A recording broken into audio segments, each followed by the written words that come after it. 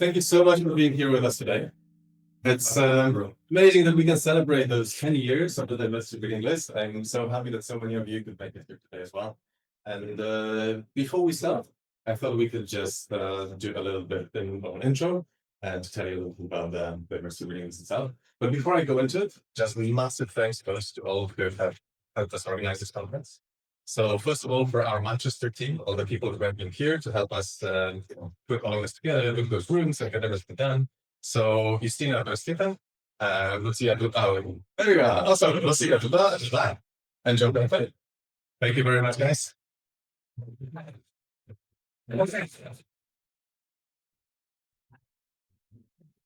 Then we have Jimena Vasquez, who's not here with us today, but Lisa Posdnick as well. And where do we have Chris? Where's Chris? Hello, sorry. And Christopher for organizing all of the funding for this and helping us get all the speakers and all of this. These guys help with this as well. So thank you very much, guys.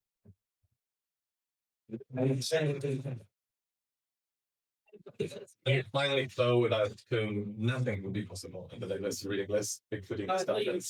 Say like that physically as well. Sure, that's that. Absolutely.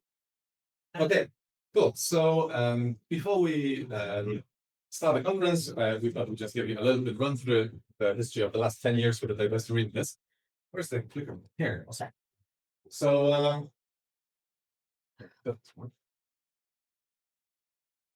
yes, it works. All right. 10 years. It's just this time in which kind of like it feels like yesterday, but also a whole lifetime ago.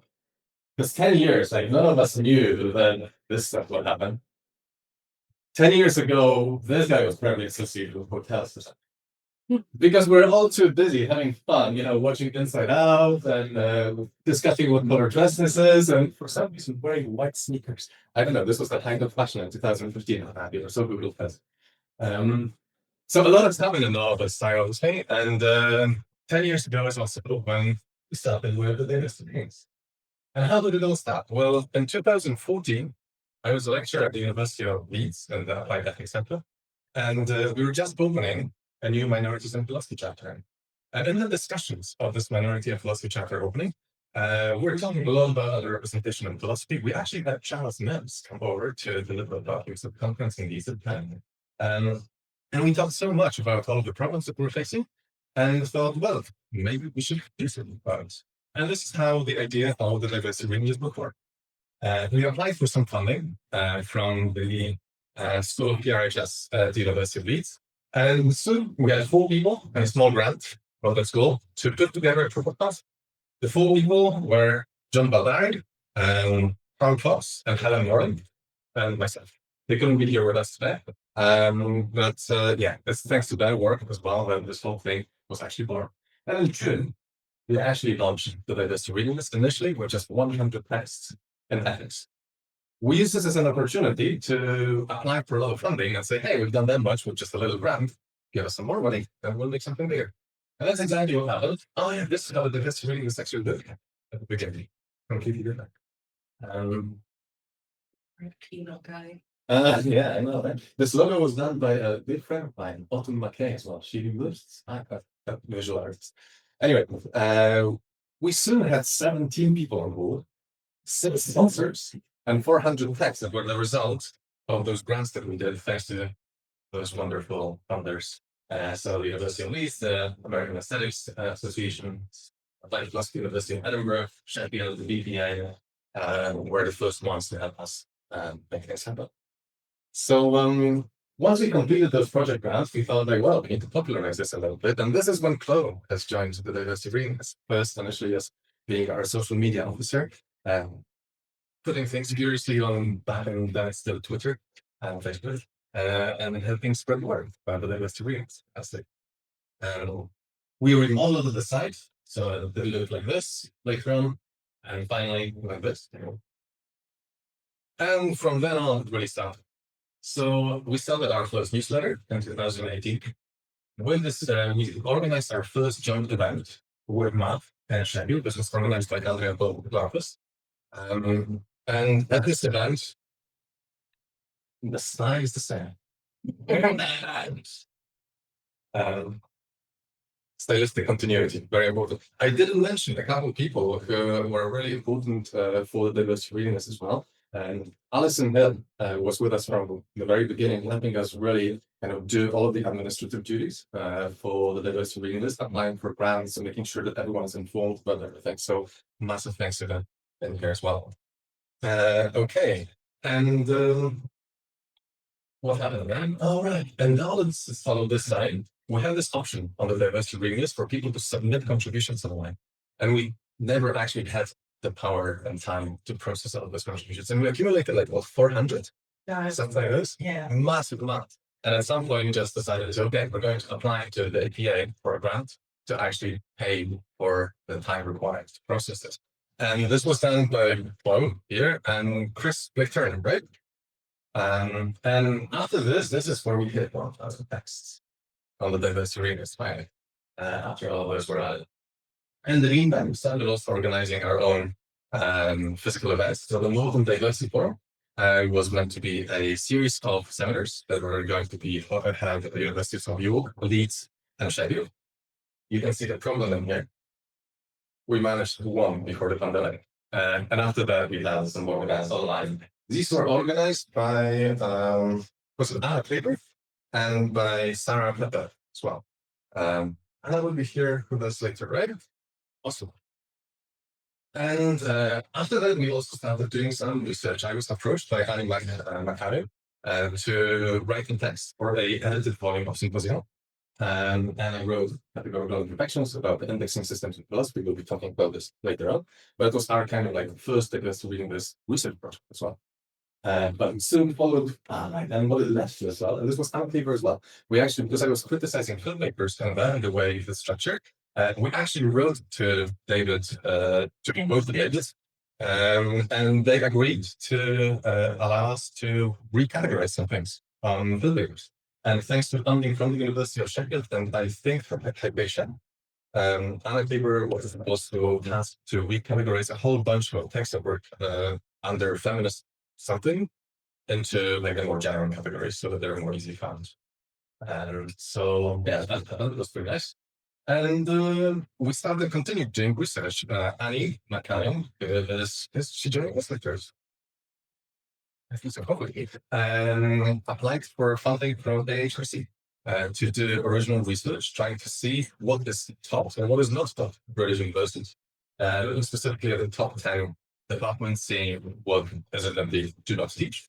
And this was later on used by us to create reading group blueprints to justify why we're doing the reading group in the specific areas. All right, and 2021 autumn, we organized our first fully online seminar series on decolonizing knowledge. And this one was organized by Andrea Sorgen and Flo. And it was a fantastic first kind of like long series conference that we also recorded. All of those things are online right now. You can go on YouTube. We started a YouTube channel for the diversity reading list. And after that, I started realizing that managing the diversity reading list alone is a little bit more than I can handle. And I decided to invite Flo to be a co-manager. And I did this in the hope that there would be less work. Unfortunately, she came with so many great ideas for things to do that we only got more work afterwards. But it's all fantastic. And I will pass it on to you from here again. Thank you. I mean, obviously he's glossed over all the failed graphs, all the false starts, all the terrible, terrible ideas. And yeah, just giving you the highlights. But yeah, I mean, so I think, Annie's name has come up quite a bit. I'm Italian, who's right now at NMU, but was at Manchester at the time. And basically what that means is that a lot of our activities and a lot of kind of the big developments that we've had since 2021 stem from Manchester and stem from ideas developed here, which is why we kind of wanted to come back here to have this conference. Speaking of full starts, it's a great proof of concept. We had this brilliant idea that we could just do a diversity reading list for all disciplines and have this hub website where you would click on different colors and you'd have orange, you go philosophy, blue, you go to history, green, you'd go to social anthropology or something. And Simon received some money from Utrecht to kind of develop a beautiful website for the DRL in history. He just did not, as well, the website isn't live, basically, but we're hoping that, this can be proof that we can continue that for other disciplines, but, sometimes things just don't follow through. But we learned things. And yeah, based off of the study that Annie did on what is taught and not taught at UK universities, we realized that, yeah, sure, the texts that we showcase on the GRL are, basically challenging the idea of who is a philosopher, right? But we weren't necessarily challenging directly what counts as philosophy and what kind of subjects and topics and themes and ideas count and methodologies count as philosophy. And that was very much, yeah, stemming from that study that's published on the website. And that's when the Reading Group Blueprint project started. And basically, they're just little blueprint reading groups that any kind of group of students or even a teacher can pick up and, design a mini syllabus on something that, well, it's generally not taught at university, but ought to be. So yeah, we've got quite a few now. I definitely invite you to look at them. And then at this time, obviously, these reading group blueprints were developed by some of our volunteers and by other people who wanted to design these syllabi. And we started to realize that was partially my fault that we were asking a lot more from people who wanted to volunteer with the DRL, and all of a sudden we're asking them to take on a part-time job to help this out.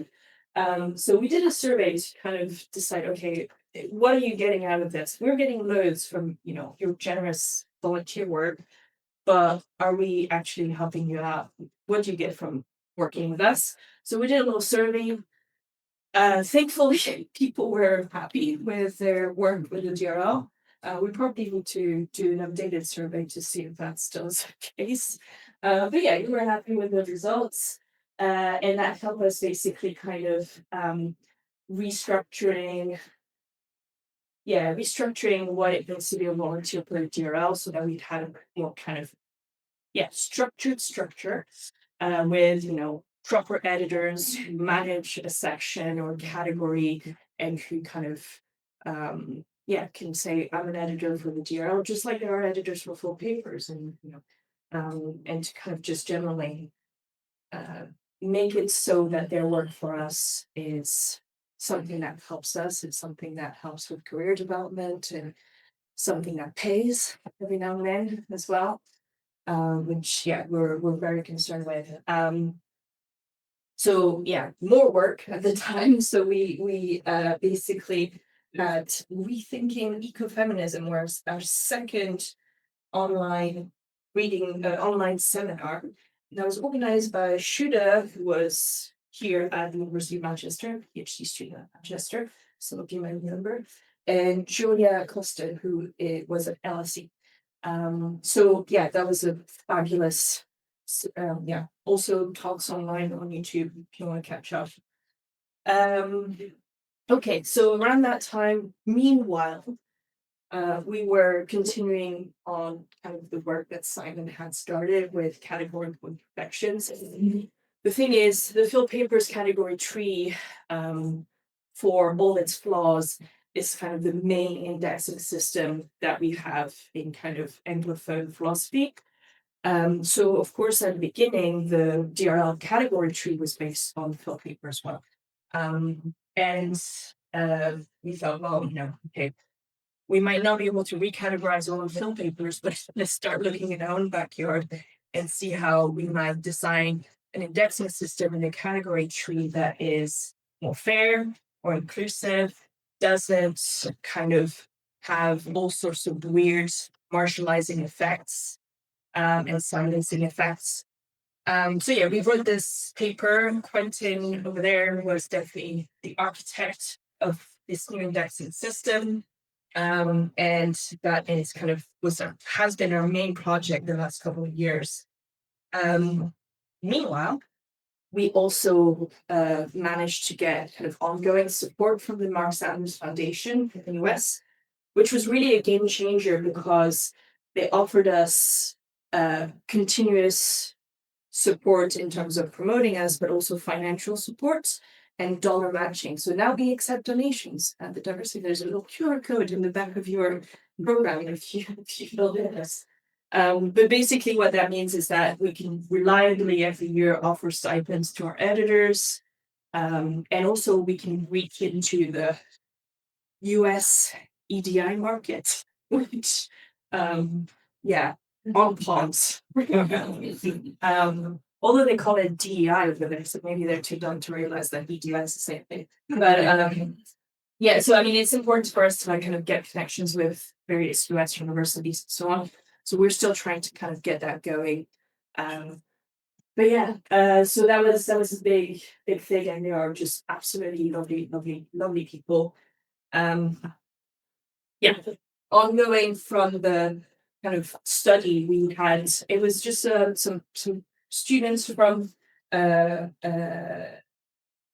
BPA, so the BPPA, the British Postgraduate Association, Anna Milioni and Jean Hannick, who basically did their own little study modeled after Annie's to figure out what was not taught in postgraduate program at Irish universities.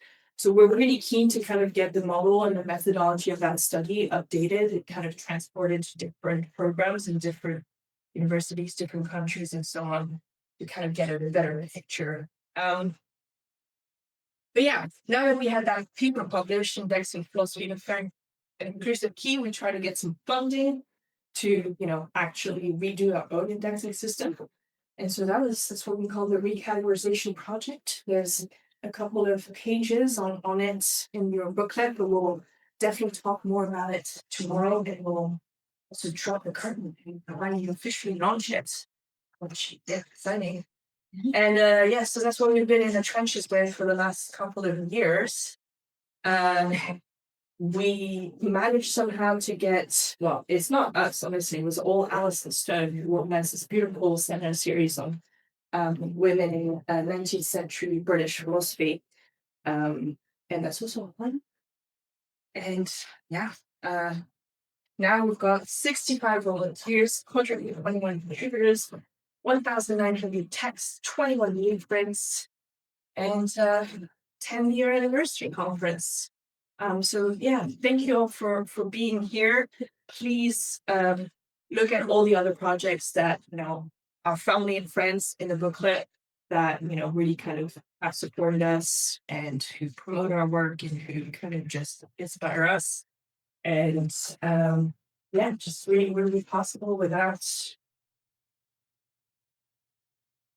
these people. Sure. More importantly, yeah, okay, so all of our funders, these are our funders for this conference. And yeah, we're very grateful for all the lots of money that we got from everywhere. Most importantly as well for all the people who put out these long, lengthy grant applications. So thank you. But also it wouldn't be possible without Jesus. Yeah, all these lovely people. And more. And more. Many of you who are here, Liz, maybe who are online, and yeah, more than we probably have forgotten because so many people have helped out. But yeah, let's start it.